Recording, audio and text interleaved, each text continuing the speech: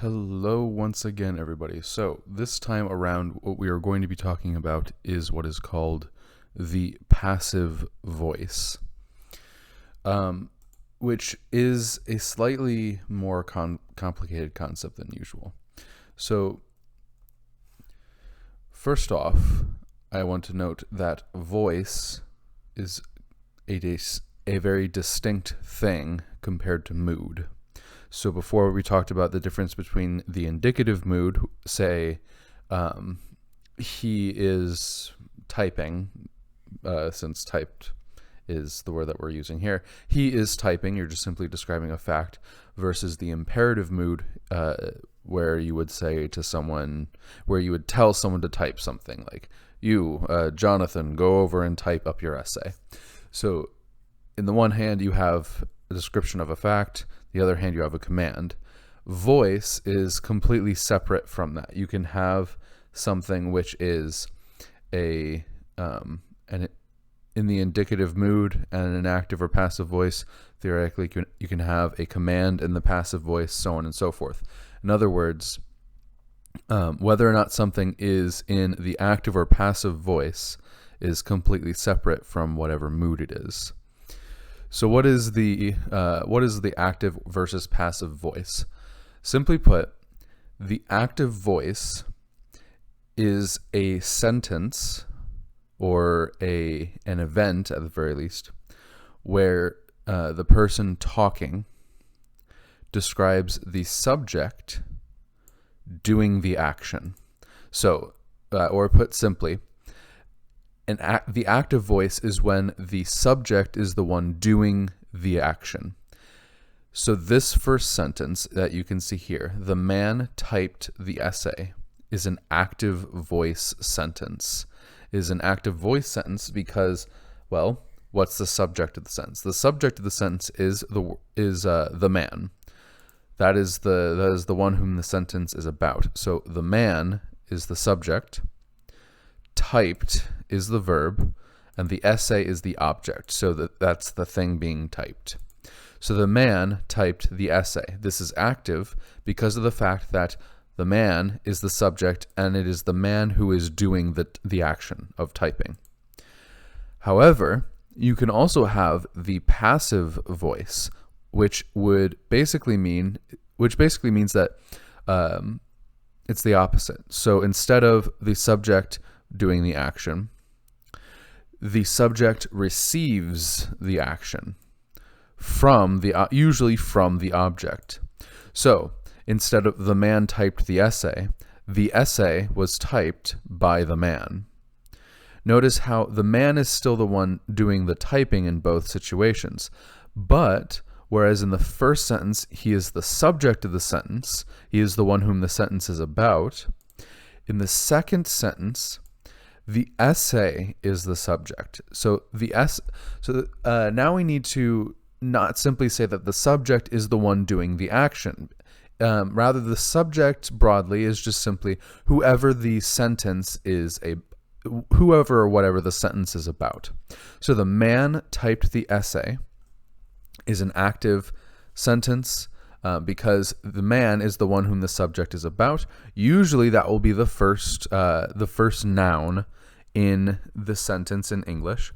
So usually whatever is the first noun, that's the subject. So the man is the subject in this sentence.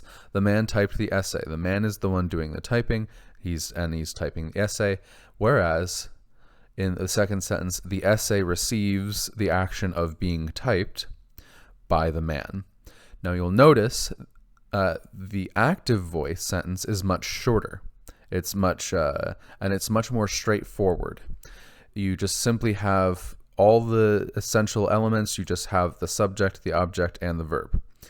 The passive voice is a little bit more complicated, and there's more words. So you still have your subject. That part's normal. But then for the verb, instead of just having typed, you add the word was typed, and then which is a verb, which is a spin-off of the verb to be, which has words like am, are, is, and were all of those are different forms of the verb to be. So what you do to make, and then, well, before summing everything up, let's go with the last one. And for the object, you add the word by. It's always by, by, plus whatever is the thing doing the action. So in other words, in order to change a sentence from being an active sentence into being a passive sentence, the first thing that you do is you switch you switch the subject, whatever the subject is, with the object. So you switch these two around. Then you add a verb of being, or a to be verb, in front of the verb. And then with whatever the new object is, in this case it's the man because that used to be the subject, you add the word by. Now, a lot of people get this thing confused because they think in order to make something passive, what you need to do is make it into a past tense verb. That is not the case. Now I know that past tense sounds like passive. Passive and past sound very, very similar. So I want to hopefully clear everything up right now. It doesn't matter whether or not this is present, future, or past. It will you can have it be any tense, basically, any time frame, and you can still flip it back and forth between passive and active. So instead of having the man typed the essay, let's say the man types the essay. Okay, well, these are still examples of active and passive, but now they don't mean the same thing. Now we have a sentence which is happening in the present. The man is doing that right now. Whereas in this, the man isn't doing this. He already did it. So if we want to make this into the present tense, we would have to say something along the lines of the essay is being typed by the man. So now they're both present. The man types the essay means the same thing as the essay is being typed as the man, with the only difference being what the subject is. And similarly, if we want to make it future, then we'll just need to add will type. So the man will type the essay and will be typed by the man. So the man will type the essay and the essay will be typed by the man. Now they're both future and they both mean the same thing. In other words, you can have active or passive voice sentences be in the past, present, or future, and it won't affect whether or not it's active or passive whatsoever. Now, for several of your homework questions, I will iterate on this in the homework questions a number of times, and hopefully that will give you a full view of everything that that you need to know for the passive voice, all the different ways in which the passive voice will be used. One of them is a little confusing, however. You will find a sentence which has two verbs. This is supposed to be crossed. Sorry about that. The boy crossed the field until he was hit by a soccer ball. Now you'll notice that there are two verbs here, crossed and was hit.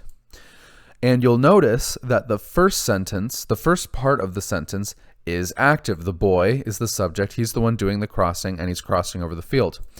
But then the second part of the sentence is passive. He was hit by a soccer ball. He is still the subject. The boy is still the subject. Was hit by a soccer ball. Okay, well, on your homework assignment, you're supposed to figure out whether or not a sentence is active or passive. But what is this sentence? Is it active or is it passive? The answer is it is both. And so your job will be to still do all the normal stuff like underlining and circling and stuff like that. But underneath the sentence, when you're describing whether or not it's active or whether or not it's passive, what I want you to do is to label the part that is active as active. So basically, just write active underneath, and for the part that is passive, write passive. and that should be everything.